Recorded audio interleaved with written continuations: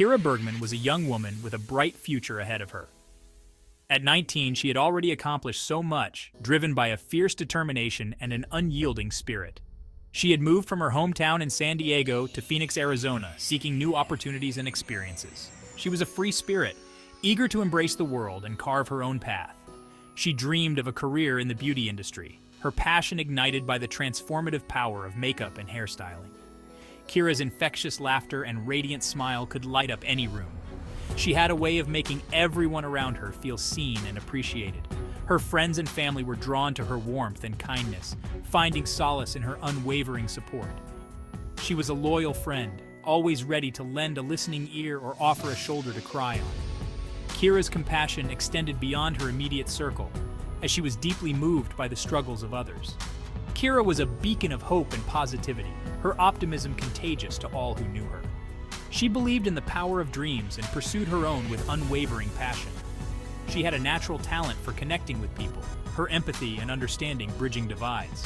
Kiera's presence was a gift, a source of joy and inspiration. Her absence left a void, a painful reminder of the potential that was tragically cut short. The world lost a bright light when Kiera disappeared. Her story, however, continues to resonate, a stark reminder of the vulnerability of young women and the devastating consequences of domestic violence. Kiera's legacy lies in the collective effort to prevent such tragedies, to create a world where every woman can live a life free from fear and violence. Kiera's journey took a dark turn when she met John Christopher Clark, a man who would soon cast a long shadow over her life. Their relationship, initially marked by passion and excitement, quickly descended into a cycle of manipulation and control. Clark, possessive and domineering, sought to isolate Kiera from her support network, gradually eroding her connections with friends and family. He monitored her every move, dictating her social interactions and limiting her freedom. The red flags were subtle at first, masked by Clark's charm and charisma. He showered Kiera with affection, making her feel special and desired. But these gestures of love were often intertwined with subtle attempts to control her. He would criticize her appearance, undermining her confidence and making her question her self-worth. He would belittle her dreams, suggesting that she wasn't capable of achieving them. These seemingly insignificant comments chipped away at Kiera's self-esteem, making her more dependent on Clark's approval. As the relationship progressed, Clark's control became more overt. He would lash out at Kiera, his anger erupting in verbal and emotional abuse. He would threaten to leave her, using her fear of abandonment to manipulate her into submission. He isolated her from her loved ones, creating a world where she felt entirely dependent on him. Kiera, trapped in a web of manipulation and fear, found it increasingly difficult to recognize the danger she was in. The cycle of abuse intensified, leaving Kiera emotionally drained and isolated. She became withdrawn, her once vibrant spirit dimmed by the constant barrage of negativity. Her friends and family noticed the change, their concerns dismissed by Clark's assurances that everything was fine. Kiera, caught in a toxic spiral, struggled to break free from the grip of a relationship that was slowly suffocating her. On August 4th, 2018, Kiera Bergman vanished without a trace. The circumstances surrounding her disappearance were shrouded in mystery, leaving her family and friends in a state of agonizing uncertainty. The last confirmed sighting of Kiera was at her apartment complex, where she was seen leaving with Clark. Her phone, a lifeline to the outside world, went silent, amplifying the fear that something terrible had happened. Days turned into weeks, and the search for Kiera intensified. Her family, desperate for answers, launched a tireless campaign to find her.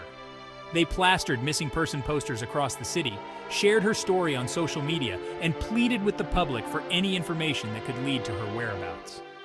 The police, initially treating the case as a missing person investigation, began to suspect foul play as the days turned into weeks with no sign of Kiera. Clark, Kiera's boyfriend, became a person of interest in the investigation. His inconsistent statements and evasive behavior raised red flags, fueling suspicions about his involvement in her disappearance. He claimed to have last seen Kiera after an argument, stating that she had stormed out of their apartment and vanished. However, his account of events failed to align with the evidence, casting doubt on his credibility. The investigation was further complicated by the lack of physical evidence. Kiera's apartment yielded no clues, and her belongings offered no insights into her whereabouts. The police, facing a complex puzzle with limited pieces, struggled to establish a clear timeline of events leading up to her disappearance. As days turned into weeks, the hope of finding Kiera alive began to dwindle, replaced by a growing sense of dread. A month after Kiera's disappearance, a gruesome discovery shattered the fragile hope that she might still be alive.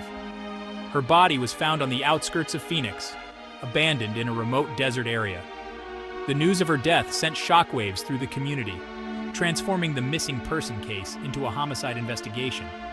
The once vibrant young woman, full of life and dreams, was gone, leaving behind a trail of unanswered questions and a profound sense of loss.